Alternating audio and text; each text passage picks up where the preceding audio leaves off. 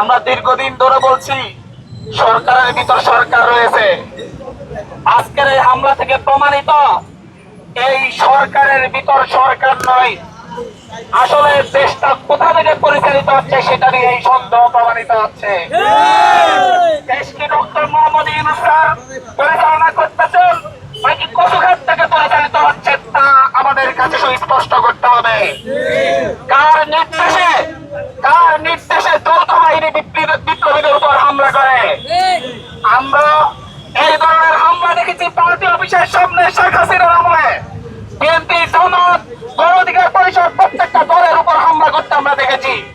আমরা আজকে দেখেছি একটি সুশৃঙ্খল সংবাদ সম্মেলনে কিভাবে যৌথ বাহিনী হামলা করে আমাদের সহযোদ্ধাদের উপর, আমাদের সহযোদ্ধাদেরকে রক্তাক্ত করে।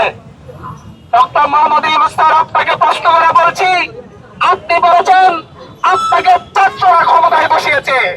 আপনি ছাত্রদের বলতে আপনি বিপ্লবীদেরকে বুঝিয়েছেন যারা শেখ হাসিনার বিরুদ্ধে ঐক্যবদ্ধভাবে লড়াই করেছে।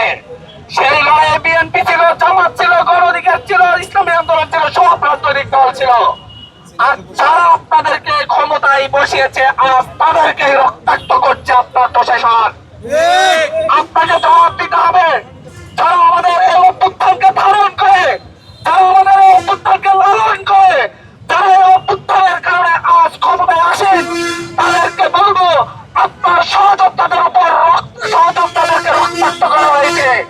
এরপরও আপনারা চেয়ারে বসে রাখতে পারেন না। হয় বিচার করুন, নয় ওই চেয়ার ছেড়ে দিয়ে এসে আমাদের সাথে শাহবাগের মঞ্চে একত্রিত আসিফ নজরুল স্যার ফেসবুকে পোস্ট দিন না, ফেসবুকে পোস্ট না দিয়ে আমাদের সাথে এখানে এসে গলা মিলান। আসিফ মাহমুদ আলম সকলকে বলছি আমাদের সাথে এখানে এসে গলা মিলান। চেয়ারে বসে হাই হুতাশ করার জন্য আপনাদেরকে চেয়ারে বসানো হয় না। আপনারা চেয়ারে বসেছেন আওয়ামী লীগের বিচার করার জন্য, শেখ হাসিনার বিচার করার জন্য, জাতীয় পার্টির বিচার করার জন্য, জিএম কাদেরের বিচার করার জন্য, আপনার সহযোদ্ধা লুটদের উপর হামলা করার জন্য।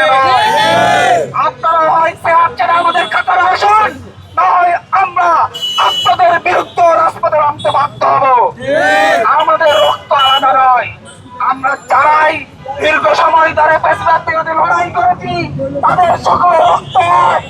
সেই রক্ত তারেক রহমানের হোক, সেই রক্ত মির্জা ফখরুলের হোক, সেই রক্ত নাহিদ ইসলামের হোক, কিংবা নুরুল হক নূরের হোক, এই রক্ত সকলের এক।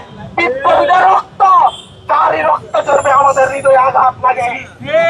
চেয়ারে যারা বসে আছেন, আপনাদের হৃদয়ে আঘাত লাগলে আপনারা আমাদের সাথে কণ্ঠ মিলান। একসাথে আমরা দেশ করবো, একসাথে লড়বো, নয় মরবো। ধন্যবাদ।